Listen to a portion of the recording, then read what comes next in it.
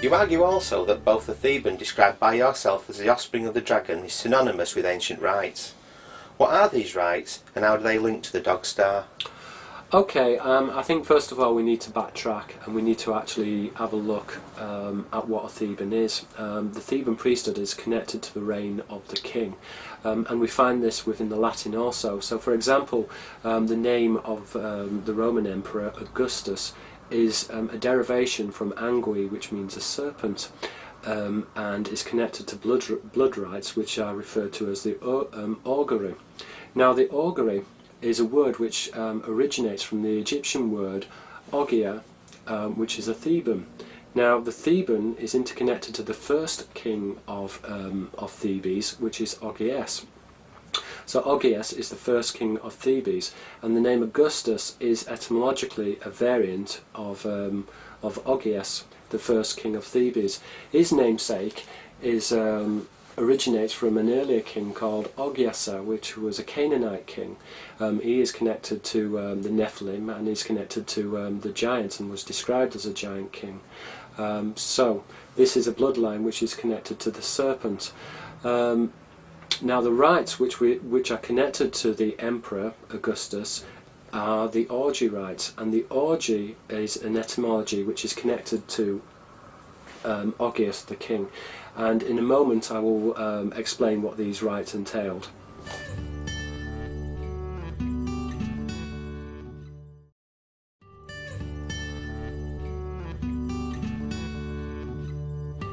Could you explain what these rites entail? Yes, well, as I mentioned before, the rites are very much connected to the king. So earlier we made a relationship between Augustus and the augury, and also the Latin etymology for serpent, which is angui, which is the serpent. Now the priesthood, the Theban priesthood, is aligned to two main star systems. First of all, you've got Alpha Draconis. Now this in the Arabic is Theban, and is obviously related to the Arabic word Taban, a serpent, and Theban, a cobra. As I said earlier, the cobra is used hieroglyphically to write the Theban priesthood. Okay, so it's used to represent Thebes. Secondly, when you go into the Latin etymologies, you also see that there's a relationship with the dog star as well. So for example, auguro is the verb to bring or to offer, and this is related to organio. Now organio means to growl. Okay, so the priestess would often mimic the dog and would bark. Okay, so the priestess is connected to barking. Now the dog is a symbol of the dog star. In Arabic, the dog star, Sirius, is referred to as al-Kalb, which means the dog. The reason for this, and it's the same in the Latin as well, canis, canis major, canis is a dog. Okay, and the Latin word for a dog, where we get the English word canine. Now the reason why there's a relationship between the dog star, as there is in many other languages, is because the dog would bark at the star rising, at the elliptical rising of the dog star, or the star Sirius rising. Usually the canine becomes confused with the star rising. It thinks that it's Venus which is rising, and this is why there's such a close relationship between the signifier of Venus, which earlier we made a reference to the fact that Venus Venus symbolises Lucifer. So Lucifer is a messenger from Lucifer, the verb to tell. So he's an angelic messenger, angelos, an angel or a messenger. And there's a relationship between the dog star and deities which are linked to the dog star, which are represented as fish. We can also see that there's a strong connection between Alpha Draconis, which is the Latin word, which is connected to the constellation, the dragon constellation, and the Arabic word Theban, which is Alpha Draconis, and that again is connected to the Theban priesthood. Now the Orgy rites come from the Greek word orgia, which is a secret rite. As I mentioned before, these rites are very much central and integral to the initiation of the king. So we can see the relationship between Augeas, which is the king of Thebes, Ogia, which is a Theban, and Augustus. Now, as I've reiterated clearly before, the Theban, in the Latin, Anguigena, this is a homonym, and it literally means offspring of the serpent. Okay, it also means a Theban. It is used in the Latin to refer to both. As we mentioned earlier also, this connects to Tabani, or a Theban, which is literally an offspring of the serpent. And so the cult of the serpent is linked to the cult of the king. The king's bloodline is descended from, or originated from, the progeny of the serpent or reptile. Now, quite clearly we can see that there's a strong relationship between the serpent, represented as the dragon, or the Seraph, which is aligned to the star constellation Alpha Draconis in the Arabic Theban, and the relationship between the rising of the dog star, which is usually symbolized by the fish. And the motif of the fish, we will see, will become much more evident and very prominent in other priestly sets that I will talk about in this DVD, such as the Nazar, which I will go into later on in the DVD.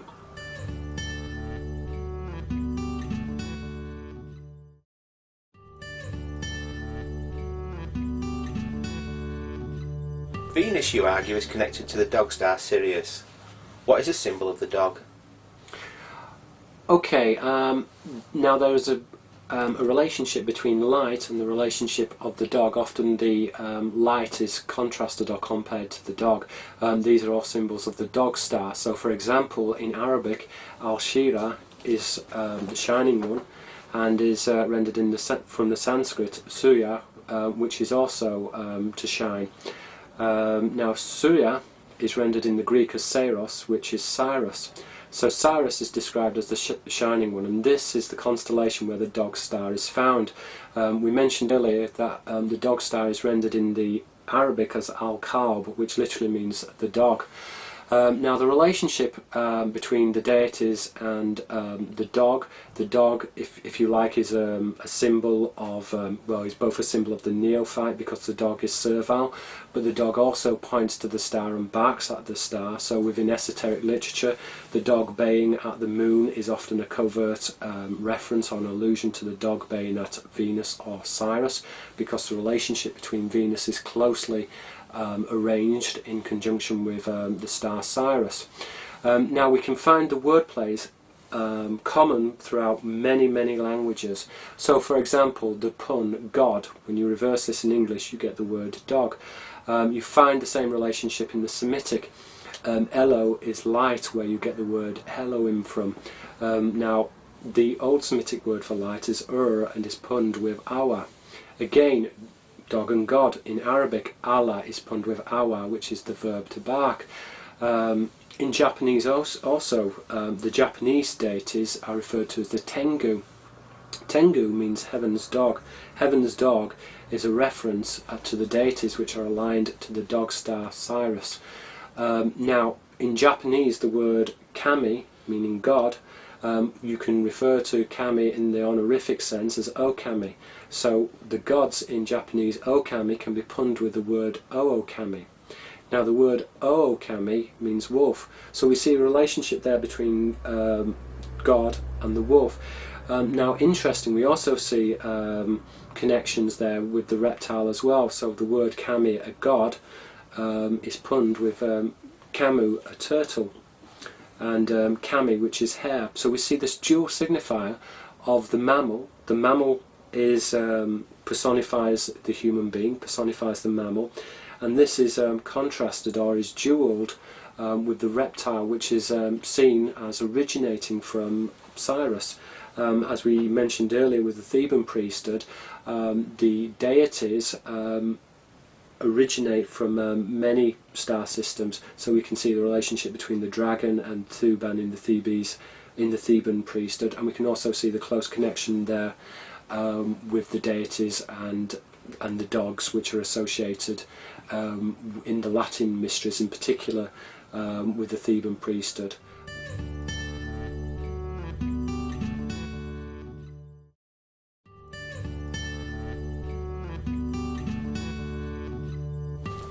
You mention in your book, controversially, that Cyrus is worshipped in Egypt as the dog star.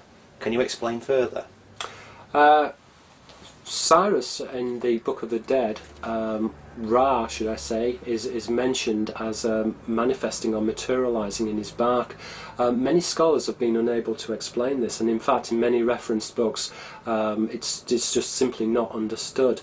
But the reason why is that this is actually a reference to the dog star and to the dog baying at the star. The dog star is symbolized by the dog. And we see the relationship, as well I mentioned earlier, between the relationship between God and dog and Allah and Awa within the English and Arabic puns. We also find the same analogies within the Japanese as well. What's interesting is to understand this further. It's useful for us to go back into the Latin language, because going back into the classical languages such as the Latin and Greek can assist us to interpret and to understand the symbolism within the ancient Semitic mystery schools. So for example, Apollo is referred to as Lator. Now Lator is a bringer of laws and is connected to Latra, which means to bark or snarl. So Apollo is not really the sun god as what is maintained by the academics and orthodoxy, but is actually the symbol of the dog star. And the dog star, as we mentioned earlier, is connected to the barking one or the shining one. Now the shining one is a symbol of the dragon. It is also connected to the rising of Venus and the morning star, also known as the shining one. In the Latin luxfer, meaning the light bringer, is translated as Lucifer or the morning star. So we see a relationship there between the shining one, which is a dragon, which can be symbolized as a dog. Further, in the traditions of the dragon, we see a connection there with the werewolf as well. Typically the dragon will often be drawn with canine features. When you look at in esoteric literature, the pictures of the serpent or the Oribus will often display features which are fox-like. Now the fox is a very cleverly disguised symbol of the Theban priesthood, and is connected etymologically to the word Theban. Yeah, so in continuation with the idea of the fox, tahalib, the Arabic word for a fox, is a play or a reference to talib or taliba, which is a student. So the fox symbolises a student. Not only this, but the fox symbolises the rouge serpent, which is the menstrual serpent, which is connected to the kabi, which is a messenger, or keb, which is a serpent. In the ancient Semitic languages, identified with lakabel, to menstruate, so the menstrual serpent. And the menstrual serpent is pictured as a fish, or a menstrual fish, which in the Egyptian mysteries is depicted as the goddess Apophis. Apophis is an eel goddess, and I will talk about the eel goddess later on. So quite clearly we can see in relation to Apollo, and we can see in relation to the god Ra, that these are deities which are very much connected to the dog and to the shining ones known as the dragons or the brothers of light. So to recap, we've got the dog star, which is symbolised as Ra. In the Roman and Latin mysteries, Lato, Apollo, is connected to Latro, which is to bark, in English god and dog. In the Japanese traditions we've got Okami and Ookami, which is the wolf, connected to the gods. Again, the shining one, which is referred to as Luxfer, which is Lucifer, and as I mentioned earlier, Lucifer is the verb to tell, in which we get the word Lucifer, which is he is considered to be an angel, so angelos is a messenger. We see that there is a relationship with the dog. In the Semitic, Heyel is Lucifer and Heheyel is the barker. So, for example, within esoteric traditions, sometimes the grimoires are referred to as howling or to bark, and these books connect to Luciferic thought, and Luciferic thought are extensions of the god Ra, otherwise known as Lato, which is Apollo, who is the barker, rendered in English as god and dog, in the Japanese and in the Arabic as Allah and Awa. And with reference to the Japanese traditions, I mentioned the kami, which is God. Kami is a turtle, and kami is hare. The signifier of the reptile and hare is a very common theme. The serpent deities in Japan are referred to as the Tengu, which means heaven's dog, and the heavens dog is a deity which is assigned to the star system Sirius.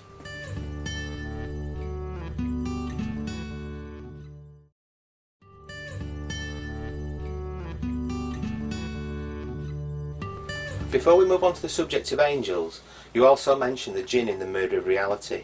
Could you define what the Jinn is and its relationship to the dragon or angel?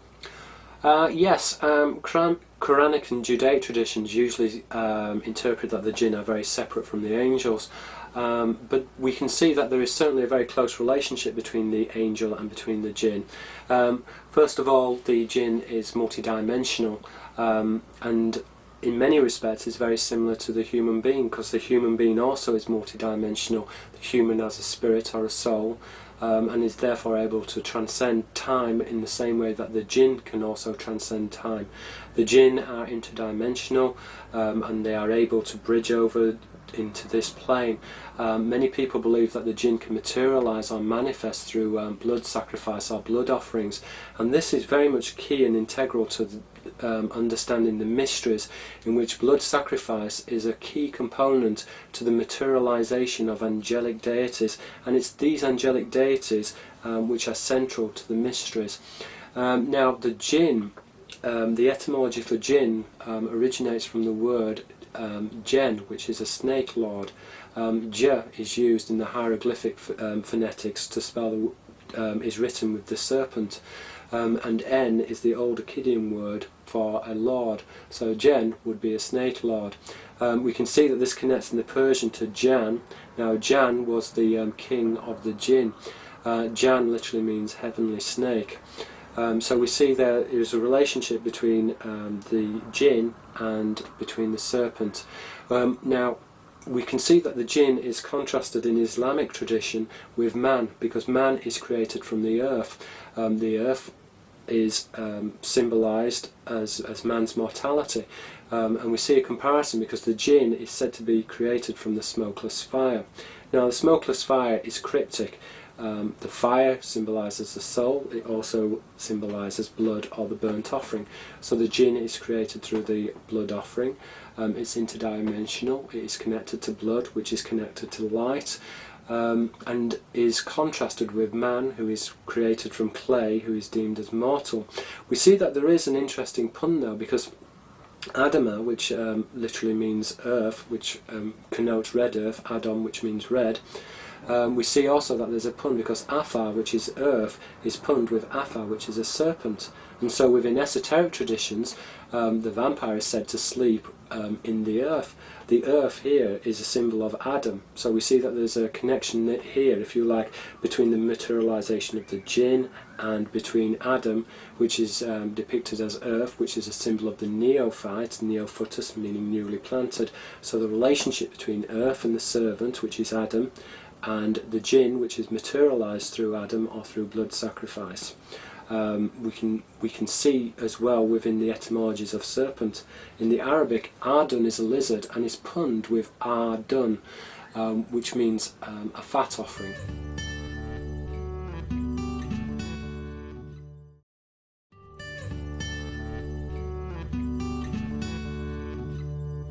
How does the symbol of the eye relate to the dragon, a symbol of the fallen angel? Okay, well we see the symbol of the eye everywhere at the moment. On the dollar bill you see that the symbol of the eye. Now the eye symbolises the dragon. So for example, in the Greek language, dikome is to perceive keenly or to have insight. Insight is obviously a representation of the dragon, as we said earlier. Gioni is to be intelligent and is connected to the word Jinn. So the Jinn are represented as a serpent. They can also materialise as dogs as well, and you see this reappearing in the traditions of the vampire as well. The vampire is said to be able to change into a wolf, into a bat. In some traditions is able to change into a serpent. So the Jinn is symbolised as the dog, which connects to the dog star. But the eye is a very important symbol. So going back to the etymology of dragon, drakon in the Greek comes from the verb to watch and is very closely related to the word to flash. Now the word drakos is eye, is an eye. So the eye is an embodiment of the dragon, And in the ancient world, when they wanted to represent a fallen angel, which is symbolised as the dragon, they would often use the symbol of the eye to depict the dragon. We can see in the Greek as well, theomi is the verb to watch, and this is very closely related to theo, theos, which are variations or derivations of the word God, in which in English we get the word theology.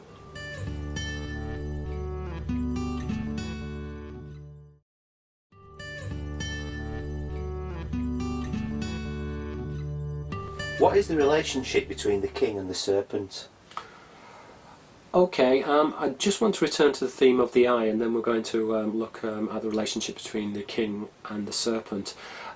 First of all, we see that there's a close relationship between the eye and the angel, drakon, and drakos, which is the eye.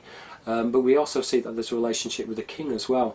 The Egyptian Arabic verb to see is ma, and is punned in the Persian with ma, a serpent, and mal, a king. So there's a very close analogy or relationship between the watcher, which is referred to as a dragon. They are known as erin, which means to watch.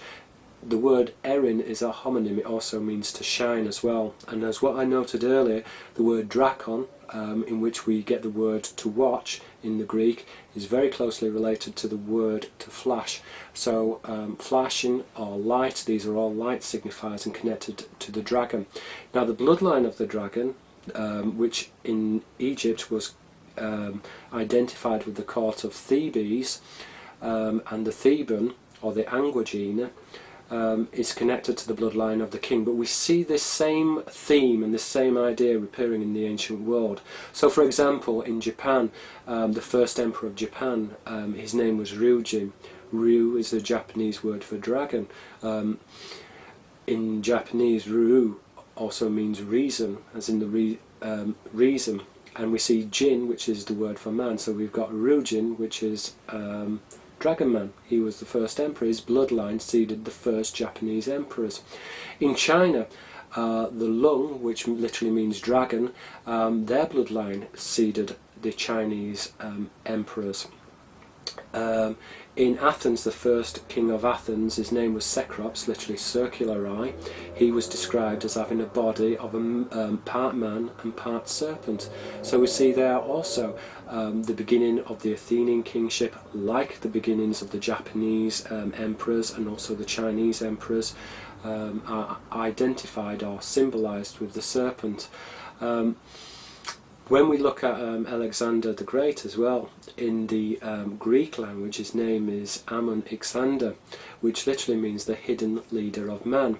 He is shown with ram's horns. Now he was initiated into the cult of Ammon, which is another deity which is very closely aligned to Thebes.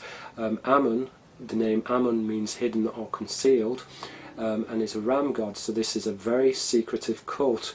Now the ram, Kabesh in the Arabic, is a pun on Kavesh, which is a conqueror. So Ammon, Alexander, the hidden leader of man, was depicted as a conqueror. And this is a very important theme, because later on I'm going to talk about how the dragons, which are depicted as reptiles, are connected etymologically to the rapist, and the rapist, or the idea of the rapist, literally means a conqueror. And we see this with the Jinn as well, because the word Jinn is interrelated with the Sanskrit word Jinna, which is a conqueror. So the relationship of the reptile as a conqueror is a very prominent theme found within the ancient mystery schools. Now on the ancient coins which depicted the image of Alexander, you see that he's wearing the horns. The horns are working on homonyms again, on the symbols. So the word koron, which is a horn, is a homonym, and it also means light. So this again is showing that Alexander is illuminated. Now, as we've mentioned before in the Arabic and Semitic languages, the light is connected to the dragon and is connected to the dog, so it's very much closely aligned to the dog star, but is aligned to the dragon as well. So Alexander is presenting himself as illuminated, or a brother of light. A brother of light is another word for a brother of an alien, or a brother of an angel, the Axari. So he's making reference to the fact that he is born not of earth, but he is born of heaven. And we see that this is apparently so within the historical traditions of Alexander. Alexander himself, he was supposed to have been conceived from a serpent, and so the traditions of Alexander as being part human and part serpent is a theme which is found running universal throughout the ancient world and is connected to the imperial bloodlines, both within the Semitic traditions but also within the Far East as well.